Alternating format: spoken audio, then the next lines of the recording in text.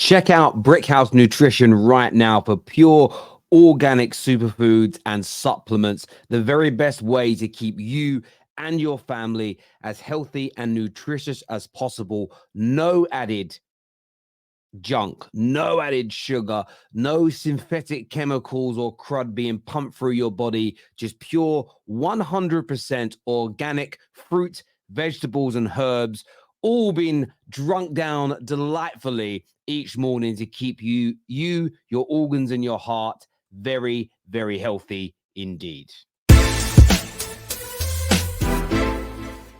Welcome back to the Football Terrace. Arsenal take on Manchester City this weekend. We're going to look at some clips surrounding that. Chelsea fans, stay tuned as well, because I've only seen the first minute of this clip, and I've got to feature it. I've got to show it to Chelsea fans. I've got to get your opinions here on the Football Terrace community. But let's take a little look here at this first piece here regarding the Man City Arsenal game. But Arsenal withdrawing their three Brazilian Gabriels, didn't they? You've mentioned Saka, you got Ben White rejecting a call-up.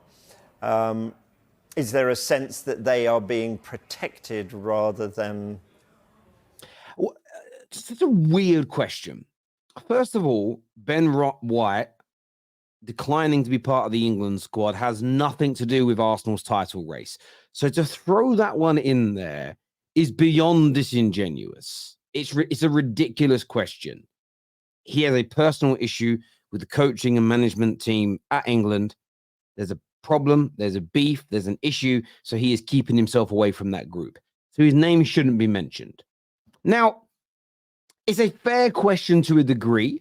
Do you think Arsenal's players, the likes of Saka, the Gabriels, do you think they are genuinely injured, or do you think this is precautionary to save them, not just for this game against City, but for the title run-in? It's a relatively fair question. It's a fair question to a point. I mean, it's been going on my whole lifetime. Man United players did it a plenty, and I'm sure no Arsenal fans really care. But the element here, which I find funny, and I know you hate this comment, it's probably why I'm going to say it anyway, but this is where I see the Arsenal hate being as real as it can be. The fear, the scared nature people have towards them, the want for the media to always twist this negative story about them. Is multiple clubs have had players withdraw during this international break. Harry Kane did it, and he's already back in training. You look at Liverpool, Darwin Núñez, Andy Robertson have done it, and many people think that they will be fit for this weekend games. And City themselves, I think they've got 7 players that are currently out injured, that some are expected to play. Some are maybe the John Stones situation, but Kyle Walker, they're saying he's 50-50, but most people expect him to play. Haaland limped off in training for Norway, but many expect him to play. This kind of notion, this sort of being pushed out that this is Arsenal sort of cheating the system. Arsenal are trying to get an unfair advantage against Liverpool and Man City in this title race because they've withdrawn players from international duty is crazy. Now, I probably think when you break it down, there's going to be some genuine injuries. Trent didn't go away with England, hasn't played since February. I think that's genuine as an example. I look at John Stones. That looks painful for him. He played that friendly, came up after 8 minutes. That is probably real. Martinelli's had some injury concerns recently at Arsenal. That's probably real. But Bukayo Saka's going to play. Kyle Walker's going to play. Haaland is definitely going to play, as an example. They're all at it. So it begs the question, why are Arsenal being dragged over the coals for this? Why is the question being framed in a way that is negative about Arsenal? I just want to throw that out to you. I want to understand your take, your views, your feeling on this. Of course, hit like buttons if you haven't done that yet. Leave your comments below, though. And by the way, we said at the beginning, check out Brickhouse Nutrition. You need to get this for you and your family. It is amazing. It is organic. It is wonderful. Look, I'm not going to lie to you. It's not the best tasting thing in the world. This stuff doesn't taste that great, but it's healthy and it's good for you. So get signed up to it now. Get yourself a subscription. Get yourself ordering this stuff. It's going to change your life physically. 110%, I promise you that. Scan the QR code on the screen. But look, I want to get your take on this Arsenal situation because for me personally, looking at it, I find it a bit confusing. Is something that we've not seen in a long, long time, by the way. Which is? People talk about Saka. Saka weren't doing this, in my opinion. What, at this age? Huh? What? 18, yeah. At 18, he weren't doing this at 18. That's not going to go down well. No, but it wasn't. We know It that's not, wasn't. clip that because it's definitely not going No, down but it's well. the truth, though. The take on. What was he doing? How old Saka now? 21, 22? He wasn't. Listen. I think he was doing it. No, but people were saying he was. I think he was coming through. He weren't in the England squad like that. He was not. But he was Tell me inconsistent. how old he is now. But he was Saka's got to be 22 inconsistent. now. Look, they're talking about Mainoo. I don't like this on so many levels. I don't like it on so many levels because, firstly, Saka was doing at domestic league club level, he was delivering. He was playing in the Arsenal first team. He was scoring and assisting in the Premier League. He was scoring and assisting in the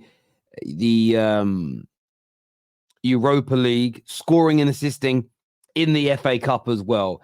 When he was 18 years of age, he was doing that. You know, I think he scored and assisted in the 4th round. He had a good debut season at 18 years of age.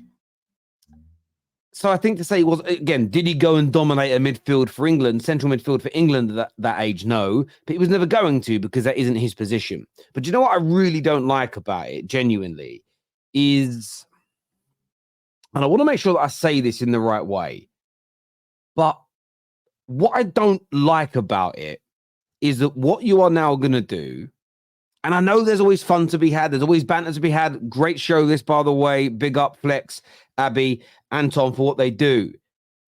I'm not saying that they shouldn't do this. I'm just saying my issue with this kind of is that now you're going to get a plethora of Arsenal fan that is going to be out there gunning, absolutely gunning for Mainoo. And that worries me, that concerns me, that bothers me, because he doesn't need the extra pressure. Mainoo should be praised, but don't use Mainoo as a stick to beat Saka with, just because there is the potential that at 18 years of age, he's slightly more polished than Bukayo Saka was. I don't understand it. I don't understand the necessity in we do this all the time. We saw it for years with the Lionel Messi and Ronaldo situation. Both sets of fanboys attack the other as if one of them was really a scrub, when they're two, in my opinion, the two greatest football players of all time. And we're doing it now on a much smaller scale, but the principle remains the same. I'm going to praise Mainoo. And just in my praising of him, I'm going to take an Arsenal player or a Chelsea player or a City player and shit on him. And I don't know. I feel like we're a little past that. Maybe I'm wrong. Maybe I'm not. But I don't know. Maybe I'm getting old. I don't know what it is. Mainoo is brilliant. He deserves to be praised, but he doesn't need to be used as a stick to beat Bukayo Saka with. That's just me personally. One of the questions Chelsea fans, watch this. regarding what owners being held to account actually looks like compared to managers. And the man to my right, in true professional style, said, "You better watch your mouth," when I said that, which might have gone out throughout the nation. But are you a big fat hypocrite when it comes to when it comes to holding owners to account? What that actually looks like compared to holding managers to account? What, like you mean like Mashiri? And I look at your much read column in the Mail. Whereas you go on about Todd Bowley. Todd Bowley's not stupid. He's very bright, an incredibly successful individual. That's not how football fans want to operate, though. They want instantaneous gratification. I understand that. But how about being constructive? Yes. Patience is required. This is patience for people like Bowley. Yes. Owners. There should be an element of gratitude towards people doing their best. Oh, Todd, thank goodness you're here, and thanks for being here. Specific to that club. There should be an element of gratitude towards people doing their best, making mistakes, but who will get it right in the end. Yes. Well, maybe Todd Bowley will get it right in the end. But here's the thing. You've got huge amounts of patience for owners, but seemingly none for managers. All right, so because you were like Graham Norton with Lever when it came to managers. He's gone. Yeah, absolutely. So when I slaughtered Mashiri, does that say the same thing then? When I take Mashiri to the same standards, what I'm doing is I'm taking this ridiculous bunch of miscreants passing as Chelsea Supporters Trust. and saying to them, what is constructive about you running around putting the owners of your football club on badges and indicating they're clowns, and then complaining that the rest of the football world is calling you a laughing stock? That little point there, I understand. The problem I have with Simon Jordan here, and I think why Chelsea fans have got to sort of take stock in this, is just over a week ago, he sat there with a financial expert and they absolutely ripped Chelsea apart. The £200 million financial black hole they're facing. He has condemned them and criticized them for the allegations of financial mismanagement and the offshore accounts and the offshore payments that look as though they've tried to circumvent FFP during the Roman years. He has criticized loads about Chelsea's ownership, but then as soon as the fans refer to the owners that have helped to create this absolute calamity, they get called clowns and he's suddenly out on the defense. How is that going to help? Well, to tell you how they feel it's going to help is they want to raise awareness that these owners are running the club into the ground. The club that you've just sat there a few weeks ago and stated, a week or so, 10 days ago, and stated is facing a £200 million financial black hole, is probably, in your opinion, Simon Jordan, going to receive a points deduction at the very least, maybe even worse, depending upon the severity of it, if they're then punished further for the self-confessed misgivings and offshore payments that are made. Why would their fans not be looking at their ownership and calling them clowns? Why would their fans not be frustrated at the current circumstances surrounding their club? That for me is confusing. That there is the epitome of talking out of both sides of your mouth.